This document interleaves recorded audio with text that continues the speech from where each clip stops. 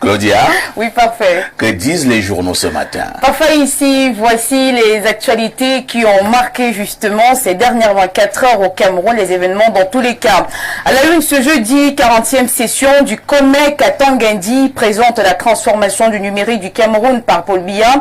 D'après le cri hebdomadaire La Météo en kiosque, le ministre de l'administration territoriale représente le chef de l'État à Istanbul depuis le 4 novembre aux assises du comité permanent de l'Organisation de coopération islamique pour l'économie et le commerce. Le billet hebdomadaire Le Point analyse les actions du membre du gouvernement selon Thierry Patrick Ondoa. Le ministre de l'administration territoriale n'en finit pas de faire couler beaucoup d'encre de salive. Ces décisions jugées parfois controversées font de lui un exécré du gouvernement en place. Le Point sur le MINAD, liberté d'expression, sécurité et ordre public. L'autre pôle à découvrir en page 7.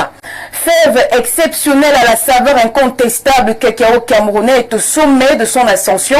Cette incroyable success story est reconnue par le Parlement. La grande tribune du quotidien Info Matin revient sur les félicitations du président de l'Assemblée nationale, l'honorable Kavaye Guédibril, à l'endroit du ministre du Commerce, Luc Magloire Mbargatangana, pour son coup de maître dans la mutation de la filière du cacao. Avec Capital Info ce matin, on célèbre l'âge d'or du cacao camerounais avec le Parlement. La fête est tout en sucre en page 3. Après la fête, l'Assemblée nationale devrait se concentrer sur autre chose.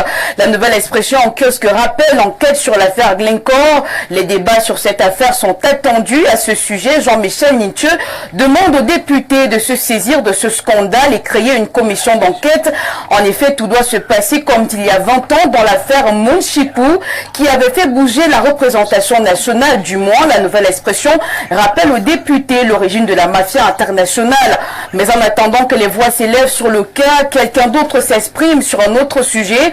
L'on parle notamment de politique quelques jours seulement après la célébration du 42e anniversaire de la session à la magistrature suprême du chef de l'État Paul Biya. Magloire Ondoa, qui fait la une du quotidien Mutation, fait des révélations ce matin. Paul Biya n'était pas le premier choix d'Aïdjo, apprend-on. Justement, parlant du renouveau, le tabloïd Le Messager a pris la réaction à chaud du deuxième vice-président du SDF, lui, Marie Kagde, graisse la liste des 10 engagements non tenus de Paul Biya depuis sa prise de pouvoir le 6 novembre 82, 42 ans de promesses fallacieuses, dit-il.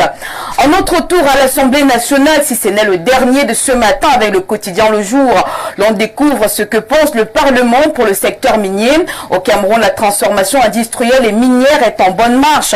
Kavaye Guédibril a salué la remarquable dynamique contestée dans le secteur. Autre information à retenir ce matin, agriculture de seconde génération. Le quotidien à capitaux publics Cameroun Tribune nous informe que la mécanisation est en marche. Ces outils constitués entre autres de 239 tracteurs agricoles sont les fruits de la coopération entre le Cameroun et le gouvernement indien. Ils seront mis à la disposition des promoteurs agro-pastoraux.